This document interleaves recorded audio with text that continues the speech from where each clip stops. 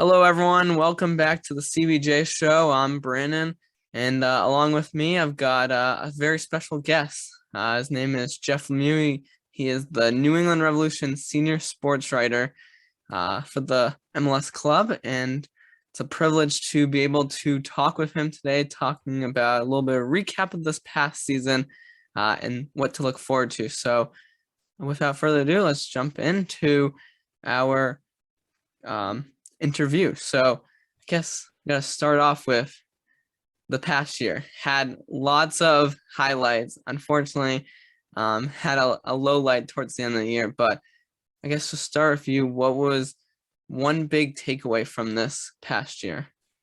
Yeah, I think it was a hugely successful season for the New England Revolution. And I know it's kind of tough to look at what happened over the course of the past few weeks with, falling in the first round of the postseason and then seeing New York City FC go on a couple of weeks later and lift that MLS Cup trophy, which is what Revolution fans all wanted to see this club do this season to cap off what was such a magical season.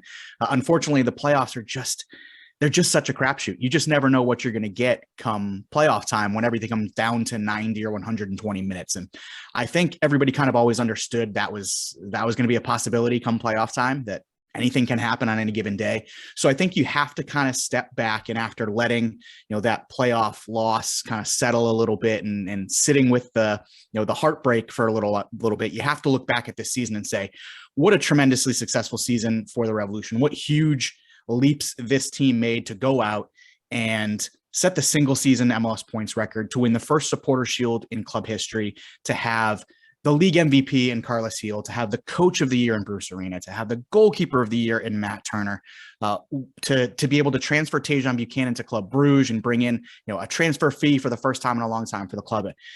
I think when you look at this year as a whole, yes, everyone's going to kind of immediately focus on the fact that it ended in heartbreak. But overall, you have to be really, really happy with the way the 2021 season played out for the Revolution. Yes, everyone wants to look at the loss in the playoffs as the first thing, but you got to look at all the accomplishments, including that Supporter Shield trophy being the first MLS trophy this club ever got in 26 years, which is incredible. Yeah, we waited a long, long time to be able to have that moment at Gillette Stadium, that trophy lift with the confetti falling. And the Revs had a few of those moments with Eastern Conference championships, and the Superliga trophy back in 2008 was won at Gillette Stadium. But to be able to go into that decision day game and know that at the end of 90 minutes, the Revs were going to get up on a stage and they were going to have confetti fly and they were going to lift a Supporter Shield and be able to share that moment with their supporters for the first time in 26 years, that was really special. So to be able to have that moment this season, I'm really, really glad that we had that moment as, we came back with such a difficult 2020 season with COVID and playing in empty stadiums. So to be able to come back together in 2021, have the type of season that the Revs had, be able to have those moments in front of the fans in Foxborough, there were some really special moments this year. Yes, I think it says it without really going into it much, was just an incredible year with so many accomplishments. One of the biggest news is you mentioned transferring Tajon Buchanan to Club Bruges. That's going to be a big hole to fill. And I wanted to hear, if you had a favorite moment with Tajon on and off the field. Well, certainly. So favorite moment off the field, I think my first interview, I remember very vividly my first interview with Tajon after he got drafted. I was there on draft day when he was selected by the Revolution, and I interviewed him in that moment, shortly after he'd been drafted. But the first real sit-down, in-depth interview that I had with Tajon was on preseason in 2019 when we were in Spain, and I sat down with him in the hotel lobby and had a conversation about his past and his history. And he had essentially hadn't had a whole lot of college offers, and he kind of had to work his way into an ID camp to really even have Syracuse take a look at him. And he felt like he had been proving people wrong throughout the course of his entire high school career and then through his college career. And he had a little bit of a chip on his shoulder that he wanted to continue going out and proving people wrong. And that conversation really stuck with me. So to then see Tajon go and develop the way he did at the professional level and just continue to get better and better day over day and year over year, to the point that, a couple of years into his career, he's now off to Europe to play with a Champions League side in Club Bruges. I just always think back to that first conversation I had with Tejan, and I think of that kid who's just got a chip on his shoulder and wants to keep proving people wrong. And he has continuously done that. And then in terms of an on-field moment, I think I have to go back to the goal he scored in the playoffs last year against the Philadelphia Union. After Adam Buksa had given the Revs a 1-0 lead on the road at Subaru Park to put them ahead of the Supporters Shield champions at the time, that was such a huge goal. And then for Tejan to come down with 10 or so minutes later and score an incredible goal to put the Revs up 2-0. He pulls the backflip out of nowhere in that moment. No one at that point knew that he could do the backflip as a goal celebration. So you had just an incredible goal to put the Revs in a great position in a playoff game. Tejan does the backflip. We'll have that moment, I'm sure, playing on Revolution highlight reels for a long time. Yeah, I still remember watching that highlight. And I think I definitely had that on replay a lot this year. And he had that great goal to give the Revs the win when we won or hit the 73 points, the most points, and obviously the goal in the playoffs. But it'll definitely be missed. Yeah, it would have been if the Revs had gone on to win that playoff game against New York City FC. I don't think there's any question that the goal he scored in the 118th minute to tie that game up would have been the most memorable moment of his time with the Revolution. And it's still pretty close, even though the penalty shootout happened a few minutes after that, and unfortunately the Revs weren't able to get the job done. That moment, I was standing on the sidelines when Tejan scored that goal, and just to see it unfold the way that I did with the Ima's cross coming from the far side and Tejan lining it up, and you could see it all unfolding right in front of you, and the way that crowd reacted. I have never felt Gillette Stadium as electric as it was in that moment when Tejan scored that goal. And I know it was a short-lived euphoria, but it was euphoria for a few minutes when Tejan scored that goal against New York City. Yeah, I mean, it would have been much, much better and happier for the fans if that was the winning goal instead of just the tying goal, or if we'd won in penalty shootouts. Moving forward to this upcoming season, we've already seen the Revs, especially this week, been super busy with a lot of the schedule coming out and with CCL. So I guess my first question is, if you could quickly explain to people what CCL is, and then your thoughts about that with the Revs playing. Yeah, so the Revs have qualified for the Concacaf Champions League for the first time since 2008. So for soccer fans who know what the Champions League is in Europe, it's essentially the same concept. So CONCACAF Champions League essentially takes the best teams from all of the leagues within the CONCACAF region and pits them against each other. So you've got all the best teams from Canada, the United States, Mexico. There's only one Caribbean team in the competition this year. It's a team from Haiti who the Revs are playing. There's clubs from Costa Rica, Honduras, Guatemala. All of the best clubs in the region all come together to play a competition against each other to determine who's the best club in the entire region. And as Supporters Shield champions, the Revs will be part of that competition in 2022. They'll get started in the round of 16 in mid-February when they will play Cavalli AS, the Haitian side. So from there, it's just basically a knockout competition. You'll have a round of 16 down to the quarterfinals, semifinals, and finals. And by early May, we'll be crowning a champion in the CONCACAF Champions League to see who will move on to play in the Club World Cup against some of the best teams in the world. Yeah, first the Revs would have to win their round of 16 to advance, and it's a little different. It's similar to what playoffs used to be with the two aggregate games. Yeah, so it will be a home and away leg for the Revs. They'll start with the away leg. That the schedule was confirmed yesterday that the dates will be February 15th for the away leg, February 22nd for the home leg at Gillette Stadium. The location for the February 15th game has yet to be determined. Don't know exactly where that game is going to be yet, but we do know that will be the Revs road game, and it will be on February 15th. And yes, it will be. I know that's one of the more confusing aspects for people who aren't necessarily diehard soccer fans. is understanding the two-legged format with aggregate goals. So essentially you will take the two scores from the home and away leg, combine them, and whichever team has the most goals over the course of both legs will move on to the quarterfinals. And there's tiebreakers if it ends up tied, but we'll explain that if we ever get to that point. Moving forward with the regular season, we had the regular season come out, playing some more Western Conference teams than we did in the past. I guess first off, your initial thoughts on the schedule. Yeah, I am happy that they're expanding a little bit more to see some more Western Conference teams. I understand as the league gets bigger and bigger, with now 28 teams in the league and 14 teams in each conference, the fact is you're probably not going to see it ever go back to the way it used to be.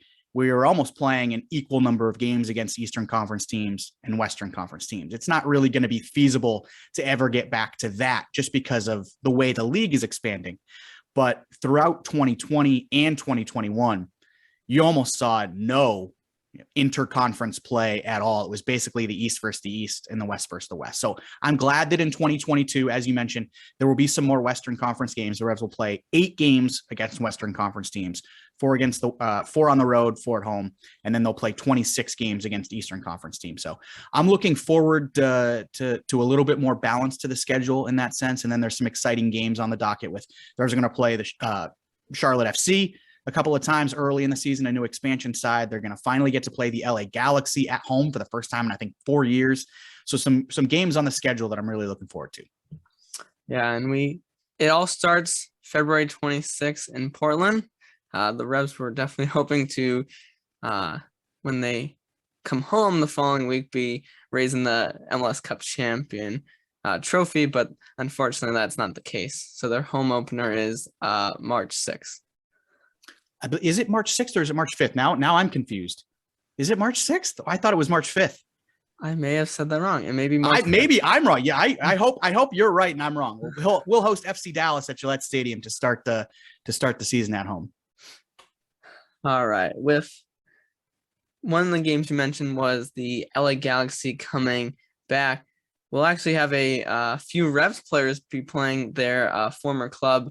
Recently, they signed Sebastian Lletget, and you actually had the chance to sit down with him. How will bringing Lletget and having him been coached with Bruce Arena a few years ago help with his connection to the Revs?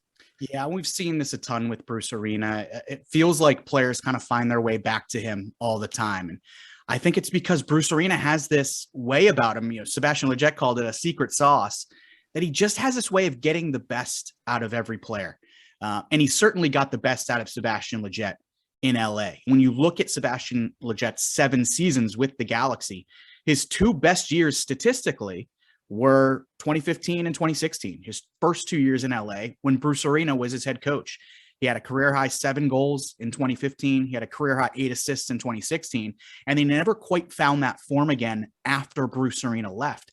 And I talked with Sebastian about that, and he said that what makes Bruce Arena special as a coach is that he simplifies things for his players. He gives his players clearly defined roles and doesn't complicate things. And Sebastian Lletget said that's what he needs as a player. He needs to be told exactly what's expected of him. Here's your role. Go out and do that. And that's going to help the team win games. So he feels like Bruce Arena is the type of coach who can get the best out of him. And that's why both Lletget and the Revs are pretty excited about this reunion in New England to see exactly what they can get out of him. You mentioned Lletget and Arena. We also know that few Revs players played with the Galaxy, but recently Lletget and Matt Turner played on the Gold Cup, and I've heard their connection is really tight. Yeah, Sebastian Lletget actually told me that he's never had as close a connection off the field with any teammate as he has with Matt Turner. He said that he's had really close friends on teams, really great connections with teammates, really tight in the locker room. But in terms of actually connecting and hanging out off the field, he said he's never been as close with any of his teammates as he is with Matt Turner. So he's really excited to join him at the club level and to kind of take that connection that they made with the U.S. national team, to the club level. And Leggett also said that that's going to be huge for him getting settled into New England, because he played with the LA Galaxy for the past 7 seasons. This is his first move to a new club in a long time. He said he's never been to Boston before. He's never been to Foxborough. He said for whatever reason, every time the Galaxy played the Revs, he always missed that game. So he's never been to Foxborough. He's moving to a completely new part of the country. So he said, knowing some familiar faces from the Galaxy in guys like Bruce and AJ De La Garza and Yima Boateng is going to be important. But having a really close friend like Matt Turner on the team to help him get settled into the area and kind of make him feel like he's at home off the field, he said that's going to be really important too. Definitely creating those connections early on is what is really important. And we'll see how much that connection really builds when the next season starts. We'll see as early as preseason training very soon. One big thing, like as many Revs fans and MLS fans know, the Revs have a new logo, as you are showing off. And this was a big, you'd say, step for the Revolution. And I want to hear your thoughts on the change of the logo. Yeah, the culmination of a years-long process spearheaded by our VP of Marketing, Cathal Conlon, to just kind of bring the Revs into, the new era of Major League Soccer. And, this is a tough one because I was a New England Revolution fan starting in 1996. I was, attached to the old logo for 26 seasons, like I'm sure many Revolution supporters were. So there's a certain nostalgia and a certain attachment to that original logo. And that's completely understandable. I'm in that boat as well. But I'm also of the mind that it was time for a change. It was time to update and kind of move into, like we said, the new era of Major League Soccer. So I love what the club did over the course of the past couple of years in terms of connecting with the fans, connecting with all different segments of fans around New England to get their input, determine what was important in a team name, what was important in a logo, what was important in a brand, all of that type of stuff, to be able to pull all of that information together and create what they felt was the right identity for this club. So this is the identity that we've got now. It's going to take a little bit of time getting used to, obviously, because you'll see the Revs schedule and you see this logo next to the club name, and it's kind of like, what's that? Oh, that's the new logo. But I love it. I think the response to it has been largely positive from a fan perspective. So excited to see this kind of continue to find its place over the course of the next year or so. You're going to start seeing a lot more gear. We're going to see it on the jerseys and all that. So it's a new era for the Revolution. I wish we'd been able to send the original logo off with the championship in 2021. At least we got it as supporter shield before we put it to bed. But it was time. It was time for a change. And I think it kind of signals this exciting new era for the Revs. Definitely. And we look forward to the upcoming season. You'd say it's a next chapter of the Revs story. They've gone 26 years with one part. This is the next part. And hopefully the next time maybe we sit down, we'll have a championship and a little star above the crest. But until then, we look forward to the upcoming season. And we wanted to thank you for taking your time and joining us and giving us a little insight on the Revs. Hey, no problem. Thanks, Brandon. Appreciate you having me. You're welcome. That'll do it for our interview with special guest Jeff Lemieux from the New England Revolution. Thank you for watching. Welcome back to the CBJ show. I'm Brandon. Unfortunately, Jason and Cam are not with me today. It'll be me alone. First off, I'm gonna sit down with senior sports writer Jeff Lemieux of the New England Revolution. Then we're going to dive into a NFL football recap. All right, we're going to jump into the NFL playoff picture in a little discussion. So it's only me, so it'll only be one opinion. It's okay because we're not really debating. Not much has changed in the AFC. I think the NFC moved a little bit more, at least for the division leaders. The only change, Tennessee is the 2 seed, Kansas City is the 3 seed, and Baltimore is the 4 seed. when this podcast comes out, which is December 18th, you're going to say to yourself, that's not right. ESPN tells me the Chiefs are in first. And you are correct. This is the NFL playoff picture heading into week 14. So after last week's games, week 14, this is how it ended up with the Pats 1, Tennessee 2, Kansas City 3, Baltimore 4. If the Pats win, no matter anyone else's results, they're number 1 because they have the best record in the conference and they have the head-to-head tiebreaker on Tennessee. Some big games happening tonight. Pats Colts, because not only does it impact the division leaders who gets the bye, only the number 1 seed gets the bye, not the 2 seed anymore. But also impacts the wild card teams and the other teams in the hunt. So a lot is at stake at tonight's game. As you may be aware, or you may not be aware of, the NFL had to postpone 3 NFL games. This afternoon's Cleveland-Vegas game to Monday night. In the NFC, the Seahawks-Rams was moved to Tuesday night, and the Eagles-Washington football team game got moved to Tuesday as well. So little implications and changes if you're in fantasy. Definitely double check your lineup if you want to play certain players. So we're not going to know. The standings are going to change not only today, not only tomorrow, but Monday and Tuesday. So a lot of games. Having 2 games Monday and Tuesday is incredible. And as a football fan, probably everyone is loving it because they only have to wait 2 more days for another game. So back to the AFC wildcard teams. Chargers are the number 5 seed. They still are the number 5 seed with Thursday night's loss. Next week, they will head to Houston. The number 6 seed, and Dia mentioned they're playing the Pats. Next week, if you thought this game was hard, it's harder next week as well. They're going to play on Christmas. One of the few teams playing on Christmas. They're playing at Arizona on December 25th. The Colts play tonight and then also on next week on Christmas. So I had that correct. Buffalo is the number 7 seed. They got an easy matchup this week. And next week, Patriots, Bills. Why is this important? Not only because it's a big AFC conference game and it impacts the rest of the conference.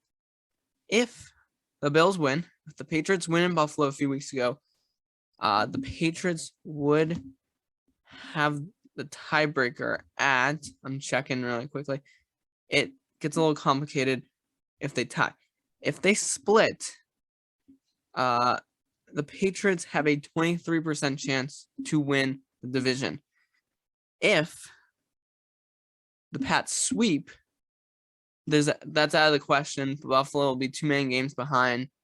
The number 1 seed will be locked, and very shortly, maybe next week or even the week after, Pats could clinch the division championship. And then obviously they want to clinch the number 1 seed.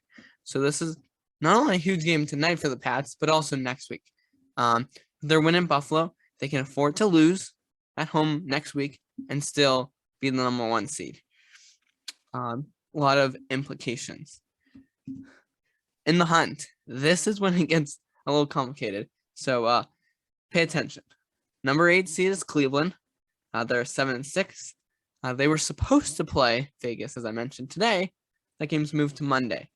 Right now, when I'm recording this, December 18th, they're playing next week on Christmas. So it'd only be 5 days after. It'd be a short break. But Cleveland and Green Bay is not that bad of a, not far for Cleveland, so it won't be terrible, but not good for the COVID situation, which is going on. Cincinnati, they've got a huge game this week in Denver, and then they head home next week to play Baltimore. Pittsburgh is playing Tennessee. It's a huge game. And they got to go on the road to Kansas City. That is tough. Pittsburgh right now is the 11 seed, 6-1. And they've got 2 hard games, so it's not looking promising. I miss Denver. They're 7-6, playing Cincinnati this week, as I mentioned. They're playing Vegas next week. And you know who Vegas is playing? Vegas is at 6-7, the 12 seed. Cleveland, Denver on their schedule. That Vegas-Denver game is in Vegas. That's all you need to know. And lastly, to round up the AFC, Miami Dolphins, after starting 1-7, people thought their season was over. They are back in this. They're the number 13 seed, 6-7. They're only 1 or 2 games out of the playoffs, which is incredible. They've got an easy game against the Jets this week, and they got to go on the road to the city of New Orleans to play the Saints. Moving on to the NFC, the number 1 seed is the Green Bay Packers with last Monday's Arizona Cardinals Los Angeles Rams game. The Rams won, and Arizona dropped out of the number 3 seed. All 3 teams, Green Bay, Tampa, Arizona, are all 10-3, but it comes down to conference game tiebreaker, who has a better record in the conference. Green Bay doesn't have an easy schedule. They've got 2 hard games with Baltimore and Cleveland. That's hard. Tampa has probably the easiest schedule of these 3 teams. They play home against the Saints this week, who are going to be without head coach Sean Payton, and on the road to Carolina. That division is not that good since Drew Brees retired last year, and it's been basically a one-man show. Dallas is the 4th seed. They've got a lot of divisional games right now with the Giants in Washington. That's going to be a huge game next week on Sunday Night Football, because right now Washington's the 7th seed at 6-7. But a win and an upset over Dallas next week would bump them to the number 1 seed, I think. They may have to win a couple more games, but they will be very close. And so Dallas, Washington, week 16. Not a lot of people thought that'd be interesting when the season started. It will be interesting. Playoff pictures, because hosting versus not hosting, huge deal. They're also own the tiebreaker over Minnesota and Philly. To round out the wild card, we've got the Rams, and the Niners. The Rams are 9-4, and San Francisco is 7-6. Like I mentioned in the hunt, Minnesota and Philly both tied in 6-7, but Washington has the tiebreaker. Moving past that, Atlanta is also 6-7. My bad. And New Orleans is also 6-7. A lot of these teams got a lot of tough games going on, with Minnesota playing at Chicago, the Rams. Atlanta's got San Francisco. Philly's got Washington. New Orleans got to play Tampa Bay and Miami. And I'm pretty sure Buffalo is still on their schedule. Maybe mistaken with that. But at least Tampa Bay and Miami on their schedule. Seahawks playing the Rams, which is moved to Tuesday. So a lot of great NFC matchups. Funny coincidence, the Lions with the worst record, it's the only team in the NFC that are eliminated. There's 4 teams eliminated. 3 come from the AFC, which are the Jags, Texans, and Jets. And only the Lions from the NFC are eliminated, which is incredible. Giants and Chicago at 4-9 are still eligible. We saw this last year for Washington having a losing record in one division.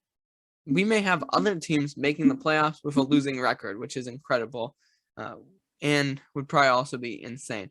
So there's a lot of implications coming up with this week and next week. So fantasy is important as much as it is for the teams itself. So a little quick recap in case this is a little bit long. Right now, Pats entering week 14, the Pats have the number 1 seed. Right now, ESPN will tell you the Chiefs own the 1 seed with a better record at 10 wins and 4 losses. If the Pats win, they get the tiebreaker over the other 3 division leaders. While 13 teams are fighting for a playoff spot or are in a playoff spot in the AFC. In the NFC, Green Bay took the number 1 seed with a Arizona loss this past week, and all teams in the NFC but the Detroit Lions are in the playoff races, which is insane. Another thing that's insane, this is the first time since 2014 that 0 teams have clinched the playoffs after week 14. Normally we see at least 1 team clinch. Arizona had the opportunity and failed. So it is interesting to see how many teams are still available and still fighting. And like I said, you could have teams with losing records making the playoffs. One quick announcement, just a brief one. I think a lot of fans know, but Urban Meyer was fired. He's only the 2nd head coach this year to get fired after John Gruden earlier. So it'll be interesting to see if the Jags maybe have a little bit more energy. Unfortunately, a lot of people will think Jags-Texans matchup is terrible, but this is actually for who is going to get the 2 seed or the 3 seed in the 22 NFL draft. So right now it's Lions, Jags, Texans, and Jets in that order. And whoever loses will have the 2 seed. Whoever wins will have the 3 seed. And depending on if they play the Jets or not, they may even jump to 4. So it's really interesting how even sometimes meaningless games still have a little bit of meaning. A little fun, a little cool insight. All right, that's going to do it for a shorter episode since I'm alone today. Hope you enjoyed. Can't thank our guest, Jeff Lemieux, enough for joining us. Such a wonderful person. He does so much for the Revs. You can follow him. A link to his Twitter will be in the YouTube box. It'll also be on Spotify if you're listening there. It's Jeff Lemieux on Twitter and Instagram. You can find him probably with a Revs logo or something would be the best way to find him. And without further ado, hope you enjoy listening to episode 34 of the CBJ show. Thank you.